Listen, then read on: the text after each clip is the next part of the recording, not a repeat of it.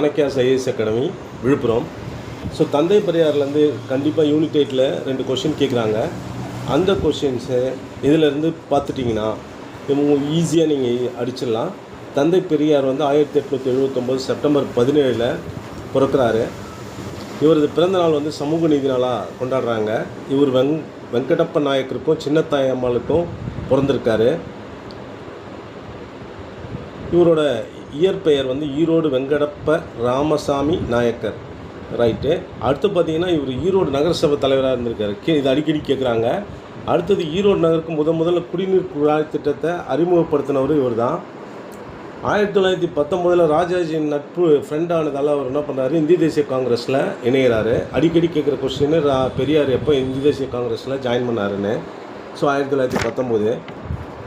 1920 ஒத்துழையாமை இயக்கத்தில் தீவிரமாக பங்கேற்றார். அரசு பதவிகளை திறந்திருக்காரு. அதுக்கப்புறம் பார்த்தீங்கன்னா 1921 இது ரொம்ப முக்கியம், கள்ளுக்குடை மறியல் போராட்டத்தில் ஈடுபட்டிருக்காரு.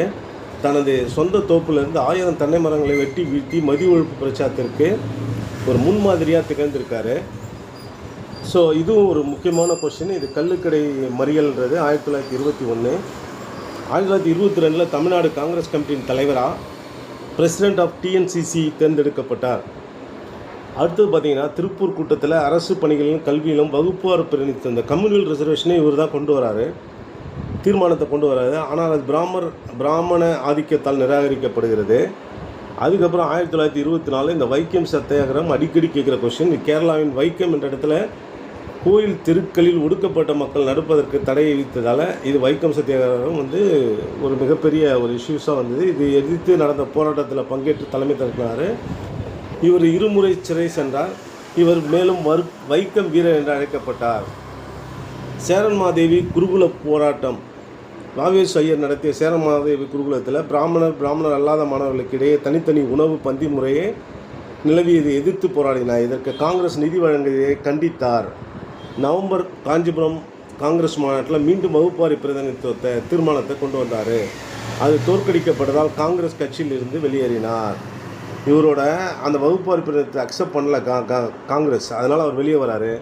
அடுத்தது பார்த்திங்கன்னா செல்ஃப் ரெஸ்பெக்ட் மூவ்மெண்ட், சுயமரியாதை இயக்கத்தை தோற்றுவிக்கிறாரு. குடியரசு என்ற வார இதழை தொடங்குறாரு. இதுவே சுயமரியாதை இயக்கத்தின் அதிகாரப்பூர்வமான இதழ்னா இதுதான். அதுக்கப்புறம் பார்த்திங்கன்னா 1928 புரட்சி என்ற ரிவோல்ட் என்ற இதழை தொடங்குகிறார். அடுத்து பார்த்திங்கன்னா முதலாவது மாகாண சுயமரியாதை மாநாடு செங்கல்பட்டில் நடக்குது. WBA சவுந்தரபாண்டியன் தலைமையில் நடக்குது. மாநாட்டில் பெரியார் தனது பெயரிலிருந்து நாயக்கர் என்ற சாதி பட்டத்தை இவர் திறக்கிறாரு. முதலாவது சுயமரியாதை மாநாடு முக்கியமான கொஷின்ஸ் நம்ம பார்த்துக்கணும். 1929 1932 உலக பயணம். மலேசியா ஐரோப்பிய நாடுகளுக்கு மற்றும் சோவியத் ரஷ்யா ஆகிய நாடுகளுக்கு பயணம் மேற்கொண்டார். ரஷ்யாவின் பொது உடைமை கொள்கைகளால் ஈர்க்கப்பட்டார். மேலும் 1930 குடும்ப கட்டுப்பாடு பெர்த் கண்ட்ரோல் என்ற நூலை வெளியிட்டார். இந்தியாவின் முதல் பிறப்பு கட்டுப்பாடு பற்றி பேசுவதில் பெரியார் முக்கியமானவர். இதுவும் கேள்வி கேட்கறதுக்கான வாய்ப்பு ரொம்ப அதிகமாக இருக்குது. சிங்கார வேலருடன் இணைந்து மார்க்சிஸ்ட் கொள்கையின் அடிப்படையில் ஈரோடு திட்டம் என்ற சமூக பொருளாதார திட்டத்தை வகுத்தார். மேலும் 1933 குடியரசு இதழுக்கு தடை விதித்ததால் இவர் புரட்சி என்ற வார இதழை தொடங்கினார். 1934 பகுத்தறிவு என்ற இதழை தொடங்கினார். 1935 நீதி கட்சியின் விடுதலை இதழின் பொறுப்பை ஏற்றார். 1937 ஜனவரி 1 முதல் இந்த நாளிதழாக மாற்றப்பட்டது. 1936 பார்த்தீங்கன்னா BR அம்பேத்கர் எழுதிய சாதி ஒழிப்பு என்னும் நூலை அந்நூல் வெளிவந்தவுடன் 1937 தமிழில் பதிப்பித்தார். அடுத்தது 37 to 39 முதலாம் இந்திய எதிர்ப்பு. இது அடிக்கடி கேட்குறாங்க. முதலாம் இந்திய எதிர்ப்பு ராஜாஜி அரசு பள்ளியில் இந்திய கட்டாயமக்க எதிர்த்து மறியல் போராட்டங்கள் நடத்தினார். 15 ஆண்டுகளில் 23 முறை சிறை சென்றார் என்பதனால் இவருக்கு சிறை பறவை என்றும் அடைமொழியிட்டு அழைக்கப்பட்டார். 1938 நவம்பர் 10 சென்னையில் நடைபெற்ற தமிழ்நாடு பெண்கள் மகாநாட்டில் ஈவேராவுக்கு பெரியார் மதிப்புக்குரியவர், பெரியார்னா பெரியவர் அல்லது மதிப்புக்குரியவர் என்ற பட்டம் வழங்கப்பட்டது. டாக்டர் தர்மாம்பாள் மற்றும் நீலாம்பிகையார் முன்னிலையில் வழங்கப்பட்டது. தர்மாம்பாள் நீலாம்பிகை அம்மையார் அவங்க மூலயமா கொடுத்தாங்க. அடுத்தது டிசம்பர் சிறையில் இருந்தபோதே நீதி கட்சியினுடைய ஜஸ்டிஸ் பார்ட்டி தலைவராக தேர்ந்தெடுக்கப்பட்டார்.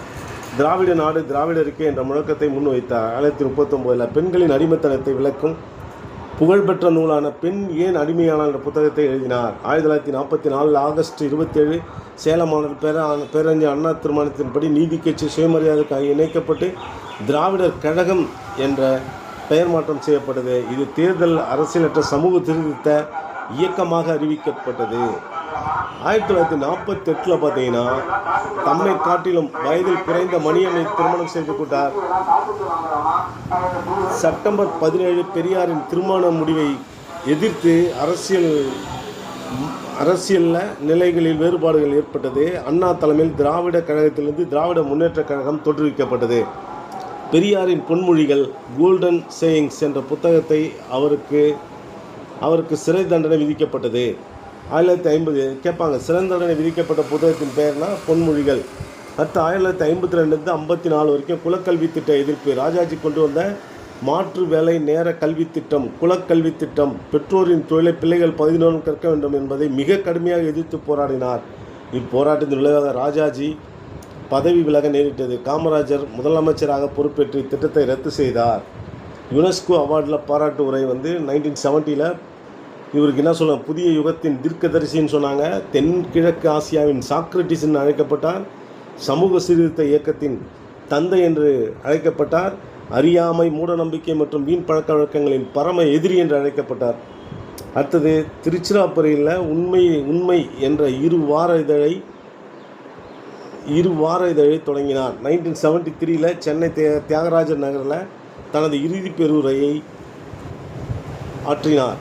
அதில் பார்த்தீங்கன்னா அனைத்து ஜாதியிலும் அச்சனாக என்ற கோரிக்கையை வலியுறுத்தினா அது இப்போ நிறைவேற்றிருக்காங்க, அது எல்லாருக்கும் தெரியும். டிசம்பர் 24 தனது 94வது வயதில் இயற்கை எழுதினார். பெரியார் நடத்திய இதழ்கள் குடியரசு 1925, ரிவோல்ட் 28, புரட்சி 33, பகுத்தறிவு 1934, விடுதலை 1935, சாதி ஒழிப்பு அப்படின்னு சொல்கிறது உங்களுக்கு உண்மை 1970 சாதி ஒழிப்பும் பண்ணியிருக்காங்க. 1970 சுயமரியாதை திருமணங்கள், புரோகிதர்கள், சடங்குகள் மற்றும் தாலி இல்லாத திருமண முறை அறிமுகப்படுத்தியவர் இவர் தான். 1967 அண்ணா முதலமைச்சராக இருந்தபோது சட்டப்பூர்வமாக்கப்பட்டது. பகத்சிங்கின் புகழ்பெற்ற கட்டுரையான நான் ஏன் நாத்திகன் ஆனேன், ஒய் ஐ ஆம் ஏத்திஸ்ட் என்பதை ஜீவானந்தம் மூலமாக தமிழ் மொழிபெயர்த்து தனது குடியரசு பதிப்பகத்தின் மூலம் வெளியிட்டார். இதில் பார்த்தீங்கன்னா என்னென்ன கொஷின் உங்களுக்கு வரலாம் அப்படின்னு பார்த்தீங்கன்னா, அடிக்கடி கேட்குற கொஷின் நகர சபை தலைவரை எதுக்காக அந்த இதை அவர் துறந்தார் அப்படின்னும்போது அது ரவுலட் ஆக்ட் 1919 பண்ணார். அதுக்கடுத்து பார்த்தீங்கன்னா இந்திய தேசிய காங்கிரஸில் இணைந்தது எப்போ அப்படின்னு கேட்டாலும் அந்த வருஷம் 1919 இது கேட்க வாய்ப்பு இருக்குது. அடுத்தது ஒத்துழையாமை இயக்கத்தில் அவர் பண்ணிவிட்டு அரசாங்க பதவியெல்லாம் ரிசைன் பண்ணியிருக்காரு, அதை பற்றியும் கேள்வி கேட்க வாய்ப்பு இருக்குது. அதுக்கடுத்து வைக்கம் சத்தியாகிரகம் அடிக்கடி கேட்குறாங்க. குடியரசு எப்போ தோற்றுவிக்கப்பட்டதுன்னு கேட்குறாங்க. இந்த சேரன் மாதேவி குருகுல போராட்டம் ரொம்ப முக்கியம். அதுக்கு அடுத்தது பார்த்திங்கன்னா கம்யூனிவல் ரிசர்வேஷன் கொண்டு வராங்க, அதையும் ரொம்ப முக்கியம். ஸோ இது எல்லாத்தையும் நீங்கள் ஒரு தடவை பார்த்துட்டிங்கன்னா கண்டிப்பாக இதிலேருந்து 2 கொஷின் நீங்கள் ஈஸியாக அடிச்சிடலாம். இது சாணக்கிய ஐஏஎஸ் அகாடமியோட கிஃப்ட்டு. ஸோ நீங்கள் இதிலேருந்து 2 கொஷின் கண்டிப்பாக கொஷின் பேப்பர் திருப்பி பார்த்தீங்கன்னா கிடைக்கும். தேங்க்யூ. எங்களது லைக் பண்ணுங்கள், கண்டிப்பாக ஷேர் பண்ணுங்கள். தேங்க்யூ.